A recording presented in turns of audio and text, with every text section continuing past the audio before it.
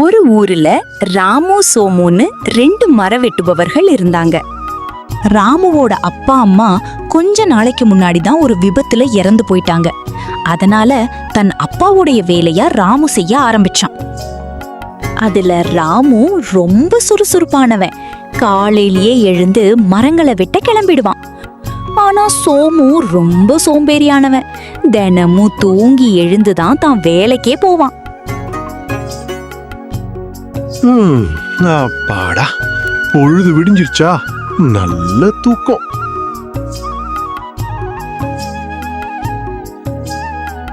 என்ன ஆளையே காணோம்? காலையிலேயே கிளம்பிட்டான் போல. எப்ப பாரு உழைப்பு உழைப்புக்கு. என்ன பாரு, நிம்மதியா சந்தோஷமா தூங்குறேன். வாழ்க்கையில நிம்மதி சந்தோஷம்னா என்னன்னு அவனுக்கு தெரியாது போல. வாழ்க்கைய நான் என்ஜாய் பண்ண முடியுமாப்ல அப்படின்னு சொல்லிட்டு மறுபடியும் தூங்க ஆரம்பிச்சான் சோமு. ஆனா ராமு நாள் முழுக்க உழைக்க ஆரம்பிச்சான். அப்படி ராமு தான் உழைத்து வெட்டிய விறகுகளை சந்தைக்கு கொண்டு போய் விற்று தன்னுடைய வாழ்க்கை நடத்திட்டு வந்தான்.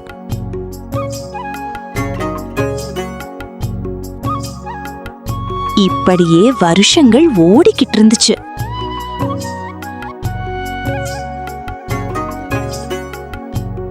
ராமு ஒரு வருஷத்திலேயே பெரிய ஆளாயிட்டான்.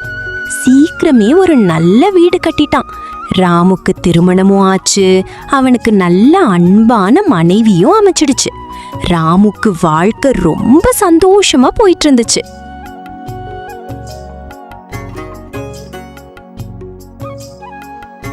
இத பார்த்த சோமு, அட என்ன இது, நானும் அவன மாதிரி தான் உழைக்கிறேன். ஆனா இவன் மட்டும் ஒரு வருஷத்துல இவ்வளவு வளர்ந்துட்டானே. இதுல என்னமோ இருக்கு.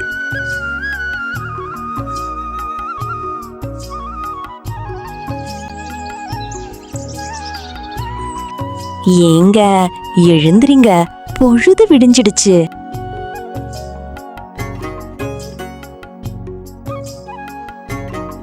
ஏங்க பத்திரமா போயிட்டு பொழுது இருட்டுறதுக்குள்ள சீக்கிரமா வந்துருங்க. பழைய கஞ்சி வச்சிருக்கேன், மறக்காம சாப்பிடுங்க.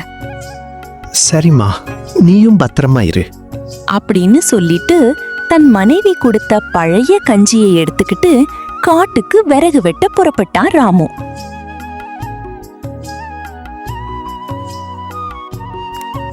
காலையில கிளம்பிட்டாரா? ஒரு நிமிஷம் கூட வாழ்க்கையில நிம்மதியே இல்ல.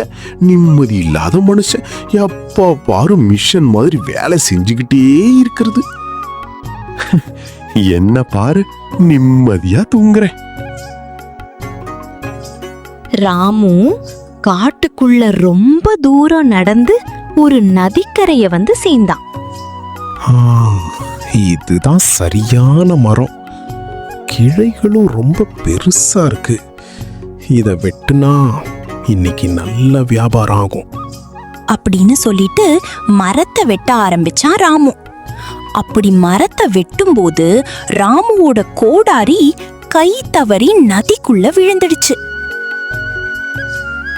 ஐயோ, என் கோடாரி நதியில விழுந்துடுச்சே. இப்ப நான் என்ன பண்ணுவேன்? எப்படி மரங்களை வெட்டுவேன்? அப்படி அழுது புலம்பி ராமு வனதேவனை வேண்டினான். வனதேவனே, நீதான் எனக்கு உதவி செய்ய வேண்டும். என் கோடாரியை நீதான் எனக்கு திருப்பி தர வேண்டும். இதை கேட்ட வனதேவன் தங்க கோடாரியுடன் தோன்றினார். ராமு, இதுதான் உன் கோடாரியா? இல்ல இல்ல, இது ஏன் கோடாரி இல்ல, இது தங்க கோடாரி. என்னுடைய கோடாரி விலை மதிப்பில்லாதது இறைவா. வனதேவதன் மீண்டும் நீருக்குள் மூழ்கி இப்பொழுது வெள்ளி கோடாரியை எடுத்துக் கொண்டு வந்தார். ராமு, இதுதான் உன் கோடாரியா? இல்ல, இது வெள்ளி கோடாரி. என்னுடைய கோடாரி மரத்தாலையும் இரும்பாலையும் ஆனது. மீண்டும் வனதேவதன் நீருக்குள் மூழ்கி ராமுவின் உண்மையான கோடாரியை கொண்டு வந்தார்.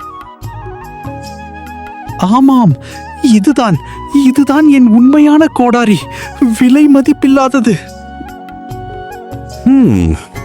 விலை மதிப்பில்லாததா?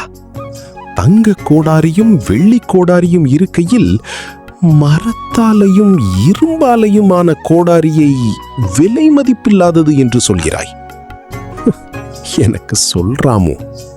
வனதேவனே, தங்க கோடாரியாலும் வெள்ளி கோடாரியாலும் என்னால் மரங்களை வெட்ட முடியாது. என்னால் என் கோடாரியால் மட்டுமே இந்த மரங்களை வெட்ட முடியும். அதனால்தான் என் கோடாரியை விலை மதிப்பில்லாதது என்று கூறினேன். ராமுவின் பதிலை கேட்ட வனதேவதன் மிகவும் மகிழ்ச்சியடைந்தார். ராமு, உன்னிடம் உண்மை, உழைப்பு, நேர்மை இது மூன்றும் உனக்குள் இருக்கிறது. ஆகையால் இந்த 3 கோடரிகளையும் நான் உனக்கு பரிசாக அளிக்கிறேன் அப்படின்னு வனதேவதன் கூறினார். ராமு மிகவும் மகிழ்ச்சியடைந்தான். ஓஹோ, இதான் விஷயமா? தண்ணியில கோடரிய தூக்கி போட்டா தங்க கோடாரி கிடைக்குமா? இந்த ஐடியா நமக்கு இல்லாத போச்சு. நடந்ததை கூற ராமு மகிழ்ச்சியுடன் வீடு திரும்பினான். நாமளும் நம்ம கோடாரிய ஆத்துல போட்டுட்டு எப்படியாச்சும் தங்க கோடாரிய வாங்கிக்கணும் அப்படின்னு சொல்லிட்டு தன் கையில இருக்கிற கோடாரிய தூக்கி ஆத்துல வீசினான்.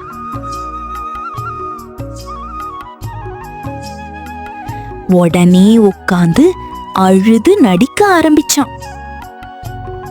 உடனே வனதேவன் சோமுவின் கண் முன்னே தோன்றினார். சோமு, யாரது? வனதேவனா? வனதேவனே, என்னுடைய கோடாரி ஆற்றுக்குள் விழுந்து விட்டது. அதை நீதான் எனக்கு கண்டுபிடித்து தர வேண்டும். வனதேவன் ஆற்றுக்குள் மூழ்கி சோமுவின் உண்மையான கோடாரியை கொண்டு வந்தார். சோமு, இதுதான் உன் கோடாரியா? இல்ல இல்ல, இது என் கோடாரி இல்ல. நிஜமாவே இது என் கோடாரி இல்ல. வனதேவதன் மீண்டும் நீருக்குள் மூழ்கி இப்பொழுது தங்க கோடாரியை கொண்டு வந்தார். சோமு, இதுதான் உன் கோடாரியா? ஆமாம் ஆமாம், இதுதான் என்னுடைய கோடாரி, என்னுடைய தங்க கோடாரி. சோமு, நீ என்னிடம் பொய் சொல்கிறாய். உனக்குள் பொய்யும் பேராசை மட்டுமே உள்ளது. இது உன்னுடைய கோடாரி இல்ல. உனக்கு எந்த கோடாரியும் இல்லை அப்படின்னு சொல்லிட்டு வனதேவதன் மறைஞ்சிட்டார். பேராசையும் சோம்பேறியும் கொண்ட சோமு தன்னுடைய கோடாரியும் இழந்து ஏமாற்றத்துடன் வீடு திரும்பினான்.